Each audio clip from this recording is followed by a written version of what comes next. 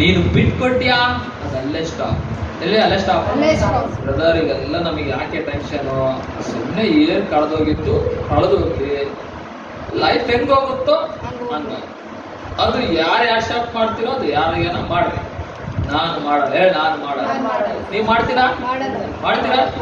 ದುಡ್ಡು ಕಳೆದ್ರೆ ಬಿಡ್ತೀರಾ? ಆರೋಗ್ಯ ಕೆಟ್ಟದ್ರೆ ಬಿಡ್ತೀರಾ? ಜೀವನ ಕಳೆದ್ರೆ ಬಿಡ್ತೀರಾ? ಸಂತೋಷ ಕಳೆದ್ರೆ ಬಿಡ್ತೀರಾ? ಇಲ್ಲ ಹೆಂಗ್ ಬಂದ್ರೆ ಹೋಗ್ತೀನಿ ಅಂದ್ರಲ್ಲ ಲೈಫ್ ಅಂತೀರಾ? ಚಾನ್ಸೇ ಇಲ್ಲ. ನೀವು ಹೆಂಗ ಲೈಫ್ ಅಲ್ಲಿ ಸ್ಕ್ರೀನ್ ಮೇಲೆ ಬಾಳ್ಬೇಕಂತ ಇದೀವೋ ಆ ಲೈಫ್ ಅನ್ನು ದೇವ್ರಕೊಳ್ಳಿಕ್ಕೆ ಅರ್ಥ ಆಗ್ತಿದೆ ನಿಮಗೆ? ಏನು ಕಳೆದುಕೊಳ್ತಿರಲ್ಲ 10 ಪಟ್ಟು ರಿಟರ್ನ್ ಮಾಡ್ತಾನೆ. ಹೇಳ್ಬಾರ್ದಲ್ಲ, ಅಷ್ಟೊಂದು ಬ್ಲೆಸ್ಸಿಂಗ್ ಕೊಡ್ತಾನೆ. ಅದಕ್ಕೆ ಯಾವ್ದು ಬಿಟ್ಕೊಡ್ಬೇಡ ಹೇಳಿ ಲೈಫಲ್ಲಿ, ಯಾವ್ದು ಬಿಟ್ಕೊಡ್ಬೇಡ. ಮನುಷ್ಯರನ್ನ ಬಿಟ್ಕೊಡ್ಬೇಡ ಅಂತ ಹೇಳಪ್ಪ. ಮನುಷ್ಯರನ್ನ ಅದು ಬೇರೆ ಸೆಕೆಂಡ್ರಿ, ಬಟ್ ನಿನಗಾದದ್ದನ್ನು ಬಿಟ್ಕೊಡ್ಬೇಡ. ಎಲ್ಲಿ ಬಿಟ್ಕೊಡ್ಬೇಡ? ಸಂತೋಷ, ಸಮಾಧಾನ, ಸಮೃದ್ಧಿ, ಅಭಿವೃದ್ಧಿ, ಐಶ್ವರ್ಯ, ಆಶೀರ್ವಾದ, ಇನ್ನೇನು ಆರೋಗ್ಯ, ಫ್ಯಾಮಿಲಿ, ಹಸ್ಬೆಂಡ್, ವೈಫ್, ಇನ್ನೇನು ಬಿಸ್ನೆಸ್, ಇನ್ನೇನು ಎಲ್ಲ ಹೇಳಿ ಬಾಳ ಅಂತ ಹೇಳಿ. ಯಾವುದು ಬಿಟ್ಕೊಡ್ಬೇಡ. ಇದು ನಿನ್ನ ಗೋಲ್, ಇದು ನಿನ್ನ ಗುರಿ. ಬಿಟ್ಕೊಡೋದಕ್ಕೆ ಬಹಳ ಅವಕಾಶಗಳಿದೆ, ಬಟ್ ಬಿಟ್ಕೊಳ್ಳೋದಕ್ಕೆ ಬಹಳ ಅವಕಾಶಗಳಿದೆ, ಪಡೆದುಕೊಳ್ಳೋದಕ್ಕೆ ಕಡಿಮೆ ಅವಕಾಶಗಳಿದೆ. ಅದೇ ನಂಬಿಕೆಯ ಲೋಕದಲ್ಲಿ ಪ್ರವೇಶಿಸಿ ನೀನು ಯಾವುದನ್ನು ಬಿಟ್ಕೊಡ್ಬೇಡ. ವಶ ಮಾಡಿಕೊ, ಹೇಳಿ ವಶ ಮಾಡಿಕೊ. ನಾನು ನಿನ್ನೆ ಸುಶೀಲ ಹತ್ರ ಮಾತಾಡ್ತಿದ್ದೆ. ನಾನು ಲೈಫ್ ಅನ್ನು ನಾನು ಹೆಂಗ್ ಬದಲಾಯಿಸ್ಕೋಬೇಕಂತ ಅದು ನನಗೆ ಗೊತ್ತು, ನಾನು ಬದಲಾಯಿಸ್ಕೊಳ್ತಿದ್ದೀನಿ ಅಂತ. ಹಾಗಾಗಿ ಅರ್ಥ ಆಗ ನಿಮಗೆ ಯಾವುದು ಬಿಟ್ಕೊಡ್ಬಾರ್ದು ಲೈಫಲ್ಲಿ ಹೇಳಿ, ಯಾವ್ದು ಬಿಟ್ಕೊಡ್ಬಾರ್ದು. ಎಷ್ಟು ಮಂದಿಗೆ ಅರ್ಥ ಆಯ್ತು? ಮತ್ತೆ ಹೌದು, ಅದು ನಿನಗೆ ಸಿಕ್ಕುವುದು. ಏನೇನ ಸಿಕ್ಕುವುದು? ನೀನು ಎಲ್ಲರನ್ನು ಬಿಡಿಸಿಕೊಂಡು ಬರುವಿ. ಏನಂತೆ? ಎಲ್ಲರನ್ನು ಬಿಡಿಸಿಕೊಂಡು ಬರುವೆ. ಎಲ್ಲವನ್ನು ನೀನು ಹಿಂತಿರುಗಿ ಪಡೆದುಕೊಳ್ಳುತ್ತೀಯ. ಓ ಅರ್ಥ ನಿಮಗೆ? ಏನು ನೀನು ಲೈಫಲ್ಲಿ ಕಳೆದುಕೊಂಡಿದ್ಯಲ್ಲ, ರಿಟರ್ನ್. ಎಲ್ಲವೂ ನನ್ನ ಮರ್ಯಾದೆ ಎಲ್ಲಿ ಕಳ್ಕೊಂಡಿದ್ದೀನೋ ಅವೆಲ್ಲ ರಿಟರ್ನ್ ಆಗ್ತಾ ಇದೆ. ನನ್ನ ಐಶ್ವರ್ಯ ಎಲ್ಲಿ ಕಳ್ಕೊಂಡಿದ್ರೆ ರಿಟರ್ನ್ ಆಗ್ತಾ ಇದೆ. ನನ್ನ ಆರೋಗ್ಯ, ನನ್ನ ಏಜ್, ನನ್ನ ದುಡಿಬೇಕಾದದ್ದು ಎಲ್ಲವೂ ರಿಟರ್ನ್ ಆಗ್ತಾ ಇದೆ. ಗೊತ್ತಾ? ಪ್ರಾಫಿಟಿಕ್ ಮೆಸೇಜ್ ಹೇಳ್ತಾ ಇದ್ದೇನೆ. ಅಲ್ಲಿ ಏನ್ ಹೇಳ್ತಾ ಇದೆ ನೋಡಿ ಅಮ್ಮ, ಇನ್ನೊಂದ್ಸಲ ಹೇಳು. ಹಿಂದಟ್ಟು ಅದು ನಿನಗೆ ಸಿಕ್ಕುವುದು. ಅದು ನಿನಗೆ ಸಿಕ್ಕುವುದು. ನೀನು ಎಲ್ಲರನ್ನು ಬಿಡಿಸಿಕೊಂಡು ಬರುವುದು. ಒಂದು ಕೂಡ ಅಲ್ಲ, ಎಲ್ಲವೂ ಅಂತ. ಗೊತ್ತಾಗ್ತದೆ ನಿಮಗೆ?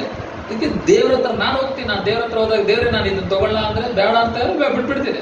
ಅದನ್ನ ತಗೋತೀನಿ. ದೇವರ ಇದ್ರ ಬಗ್ಗೆ ನಾನು ಏನಂತ ಅದು ಮಾಡ್ತೀನಿ ನಾನು. ಹಾಲೆಲೂಯಾ. ಹೆಂಗೆ ಡೀಲ್ ಮಾಡ್ಬೇಕು ನೀವು ತಿಳ್ಕೊಳ್ಬೇಕು. ಅರ್ಥ ಆಗ್ತದೆ ನಿಮಗೆ? ಮಾತಾಡ್ತಾನ 100% ದೇವ್ರು ಮಾತಾಡ್ತಾನೆ. ಇಲ್ಲಿ ಮಾತಾಡ್ತಾನೆ.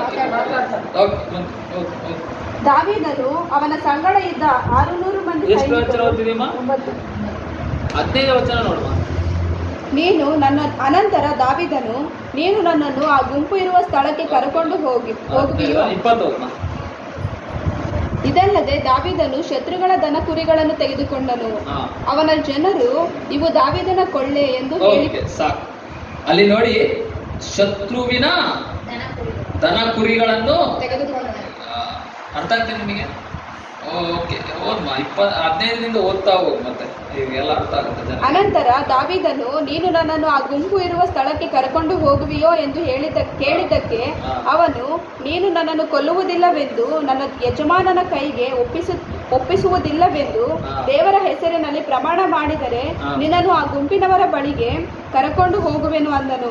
ಅವರು ಅಲ್ಲಿಗೆ ಹೋದಾಗ ಆ ಗುಂಪಿನವರು ತಮಗೆ ಫಿಲಿಸ್ಟಿಯ ಯಹೂದ ಪ್ರಾಂತ್ಯಗಳಲ್ಲಿ ದೊರಕಿದ ದೊಡ್ಡ ಕೊಳ್ಳೆಯ ನಿಮಿತ್ತವಾಗಿ ಸಂತೋಷಿಸಿ ಉಂಡು ಕುಡಿದು ಕುಣಿದಾಡುತ್ತಾ ಅಲ್ಲಿನ ಬಯಲಿನಲ್ಲಿ ವ್ಯಾಪಿಸಿಕೊಂಡಿದ್ದರು. ದಾವೀದನು ಮರುದಿನ ಹೊತ್ತಾರೆಯಿಂದ ಸೂರ್ಯಾಸ್ತಮಾನದವರೆಗೂ ಅವರನ್ನು ಸಂಹರಿಸಿದನು. ಒಂಟೆಗಳನ್ನು ಹತ್ತಿ ಓಡಿ ಹೋದ 400 ಮಂದಿ ಪ್ರಾಯಸ್ಥರ ಹೊರತು ಬೇರೆ ಯಾರೂ ತಪ್ಪಿಸಿಕೊಳ್ಳಲಿಲ್ಲ. ದಾವೀದನು ತನ್ನ 2 ಹೆಂಡತಿಯರನ್ನು ಅಮಲೇಕ್ಯರು ಒಯ್ದಿದ್ದ ಎಲ್ಲ ಕೊಳ್ಳೆಯನ್ನು ಬಿಡಿಸಿಕೊಂಡನು. ಅಮಲೇಕ್ಯರು ಒಯ್ದಿದ್ದ ಚಿಕ್ಕ ದೊಡ್ಡ ಒಡವೆಗಳಾಗಲಿ ಗಂಡು ಹೆಣ್ಣು ಮಕ್ಕಳಾಗಲಿ ಒಂದನ್ನು ಬಿಡದೆ ಎಲ್ಲವನ್ನು ತಿರುಗಿ ತೆಗೆದುಕೊಂಡು ತಿರುಗಿ ಪಡೆದುಕೊಂಡನು. ಯಾರು? ದಾವೀದನಿಗೆ ದೇವರೇನು ಹೇಳ್ತಾ? ಸಿಕ್ಕುತ್ತೆ, ಡೋಂಟ್ ಗಿವ್ ಅಪ್, ಬಿಟ್ಕೊಡ್ಬೇಡ ಅಂತ ಹೇಳಿದಲ್ವಾ. ನೋಡಿ ಇಲ್ಲಿ ಎಲ್ಲ ಏನು ಚಿಕ್ಕದು ದೊಡ್ಡದು ಏನಂತೆ ತಿರುಗಿ. ನೆಕ್ಸ್ಟ್, ಇದಲ್ಲದೆ ದಾವೀದನು ಇದು ಅಲ್ಲದೆ ದಾವೀದನು ಶತ್ರುಗಳ ದನ ಕುರಿಗಳನ್ನು ಯಾರಿಗೂ ದನ ಅಂದ್ರೆ ಕಳ್ಳರು ಏನ್ ಕದ್ಕೊಂಡು ಹೋಗ್ತಾರಲ್ಲ ಸೈತಾನ್, ಅದನ್ನ ಕೂಡ ಅದನ್ನು ತೆಗೆದುಕೊಳ್ಳದೆ ಶತ್ರುತಲ್ಲಿ ಇರುವಂತದ್ದು ಕೂಡ ನಾನು ಹೇಳಿದೆ. ಆಸ್ತಿ, ಬಚ್ಚಿಟ್ಟಲ್ಪಡಂತ ಆಸ್ತಿ, ಅಂತಸ್ತು, ಐಶ್ವರ್ಯ. ಮನೆ ಹೇಳ್ತಾ ಇದ್ದೆ ಬೆಳಗ್ಗೆ ಟೈಮಲ್ಲಿ, ಆಸ್ತಿ, ಅಂತಸ್ತು, ಐಶ್ವರ್ಯವೆಲ್ಲ ಅವು ಕೂಡ ನಮಗೆ ಬರ್ಲಿಕ್ಕೆ ಇರ್ತದೆ. ಅಂತಾಗಿ ನಮಗೆ ನಾವು ನಮ್ಮ ಲೈಫ್ ಅಲ್ಲಿ ಕಳೆದುಕೊಂಡಿದ್ದು ಮಾತ್ರ ಅಲ್ಲ, ತಿರುಗಿ ಲೋಕದಲ್ಲಿರುವಂತ ಅನೇಕರದು ನಮಗೆ ಸ್ವಂತವಾಗಿದೆ. ನಮಗೆ ಆಗ್ಲಿಕ್ಕೆ ಸೈತಾನ್ ಕೂಡ ನಮಗೆ ಅನೇಕರನ್ನು ದೇವರು ಬಿಟ್ಕೊಳ್ಳಿಕ್ಕೆ ಇರ್ತಾರೆ.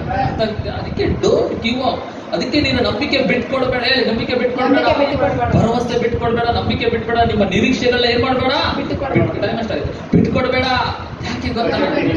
ಯಾಕೆಂದ್ರೆ ನಿನಗಾಗಿ ದೊಡ್ಡ ಕಾರ್ಯಗಳ ದೇವರು. ಅದಕ್ಕೆ ಬಿಟ್ಕೊಡ್ಬಾರ್ದು ಹೇಳಿ, ಬಿಟ್ಕೊಡ್ಬೇಡ ಅಂತ ಹೇಳು. ನಿರಾಶೆಗಳು ಬರ್ಬೋದು. ನಾನು ಹೇಳಿದೆ, ಯಾರಿಂದ ನಿರಾಶೆ ಬರೋದು? ಮನುಷ್ಯರಿಂದ. ಯಾರಿಂದ ಬರ್ತಾವೆ? ದೇವರಿಂದ ಬರ್ತದ? ಬರದೇ ಇಲ್ಲ. ದೇವ್ರು ಮಾಡೋದೇ ಇಲ್ಲ. ನಿರಾಶೆ ಮಾಡಲ್ಲ ಅಂತ ಹೇಳಿ. ನೀನ್ ನಂಬಿರ್ತಿ, ನೀನ್ ಆಗಿರ್ತಿ ನಿರಾಶೆ. ಹೌದಾ? ಮನುಷ್ಯರ್ ನಂಬಿರ್ತಿ, ನಿರಾಶೆ. ಕಂಪ್ನಿ ನಂಬಿರ್ತಿ, ಬಿಟ್ಟೋದ ಕಂಪ್ನಿ ಆಗಿರೋದು ಅಷ್ಟೇ. ಆದ್ರೆ ದೇವರಿಂದ ನೋಡು, ನಿನ್ನ ಬಲ ಆತನೇ ಆಗಿರ್ತಾನೆ. ಆತನೇ ಎಲ್ಲ ನೋಡಿಕೊಳ್ತಾನೆ. ಅರ್ಥ? ಎಷ್ಟು ಮಂದಿಗೆ ಅರ್ಥ ಆಯ್ತು? ದೇವರಿಂದ ಯಾವ ನಿರಾಶೆ ಅಲ್ಲ. ದೇವ್ರು ಯಾವ್ದನ್ನು ಕದ್ದುಕೊಳ್ಳಲ್ಲ. ಏನಾದ್ರೂ ಕದ್ದುಕೊಂಡ್ರು ಕೂಡ ಅದನ್ನು ಬಿಟ್ಕೊಡೋದು ದೇವ್ರು ಎಂದಿಗೂ ಹೇಳಲ್ಲ, ತಿರುಗಿ ಪಡೆದುಕೊಂತ. ಎಷ್ಟು ಮಂದಿಗೆ ಅರ್ಥ ಆಗ್ತದೆ? ಅರ್ಥ ಆಗುತ್ತೆ ನಿಮಗೆ? Don't give up. ಯಾವದನ್ನು ಬಿಟ್ಕೊಡ್ಬೇಡ. ಎಸ್ಪೆಷಲಿ ನಂಬಿಕೆ ಏನ್ ಮಾಡ್ಬೇಡ, ಬಿಟ್ಕೊಡ್ಬೇಡ. ನಿನ್ನ ಭರವಸೆ ಬಿಟ್ಕೊಡ್ಬೇಡ, ನಿನ್ನ ನಿರೀಕ್ಷೆ ಏನ್ ಮಾಡ್ಬೇಡ, ಬಿಟ್ಕೊಡ್ಬೇಡ. ಯಾಕೆಂದ್ರೆ ಇದರಲ್ಲೇ ಇದೆ ಕ್ರಿಸ್ತನಿಗೆ ಇಷ್ಟವಾದದ್ದು. ಹೇಳಿ, ಇವೇ ಇಷ್ಟ ಅಂತ ಹೇಳಿ. ಇದು ಇಷ್ಟ ದೇವರಿಗೆ. ನೀವು ಬಿಟ್ಟು ಬಿಡ್ಲಂಗೆ ದೇವ್ರ ಹತ್ರ ಬಂದಿ ಅವಾರ್ಡ್ ಮೇಲೆ ಅವಾರ್ಡ್ ಕೊಡ್ತಾರೆ, ಸಮೃದ್ಧಿ ಕೊಡ್ತಾರೆ. ಒಂದ್ ಮಾತು ಹೇಳ್ತೀನಿ, ನೀನ್ ಕರೆಯಲ್ಪಟ್ಟಾಗ ನೀನ್ ಒಬ್ಬನೇ ಹೇಳಿ, ನಾನು ಒಬ್ಬನೇ. ನಾನು ಎಸ್ಪೆಷಲ್ ನಾನು ಕರೆಯಲ್ಪಟ್ಟಾಗ ನಾನೊಬ್ಬನೇ ಬಿಟ್ಟು ಬೇರೆ ಏನಿಲ್ಲ. ಆದ್ರೆ ಇವತ್ತು ನನಗೆ ನೋಡಿದ್ರೆ ಎಷ್ಟೋ ಜನಗಳಿದ್ದಾರೆ. ಇದು ಸ್ಟಾರ್ಟಿಂಗ್ ಡೇಸ್, ಇನ್ನ ಬಹಳ ಇದೆ ಅಲ್ವಾ? ಎಷ್ಟಾಗ್ಬೋದು ಅಂತ್ಯ ಕಾಲಕ್ಕೆ ಬರುವ ಎಷ್ಟಾಗ್ಬೋದು ಹೇಳಿ? ಅರ್ಥ ಆಗ್ತದೆ ನಿಮಗೆ? ಯಾ ಹೇಳಿ, ಯಾ ನೀನು ಕೂಡ ಕರೆಯಲ್ಪಟ್ಟಾಗ ಒಬ್ಬನೇ, ಇನ್ನು ದೊಡ್ಡದಾಗಿ ಬೀಜ ಬಿತ್ತಲ್ಪಡುವ ಒಂದೇ, ಆದ್ರೂ ಸಮೃದ್ಧಿ ದೊಡ್ಡ ಬೆಳೆ ಬರ್ತದೆ. ಅರ್ಥ ಆಗಿದೆ ನಿಮಗೆ?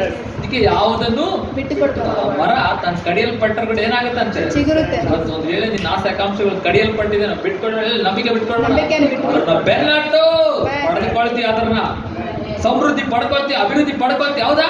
ನಾನು ಮದುಗಾಗ್ಲಿ ಶಿಶುರಿಗಾಗಿ ಹೇಳ್ತಾ ಇರ್ತೇನೆ, ನೋಡಿ ನೀವು ನೋಡ್ತಾ ಇರ, ನಾನು ಹಿಂಗಿರಲ್ಲ, ನಾನು ಹಂಗಾಗಲ್ಲ, ನಾನು ಏನ್ ಬಿಟ್ಕೊಡಲ್ಲ, ಹಂಗಾಗ್ತೇನೆ ಹಿಂಗಾಗ್ತೇನೆ ಅಂತ ಹೇಳ್ತೇನೆ ಇರ್ತೇನೆ. ಹಾಲೆಲೂಯಾ.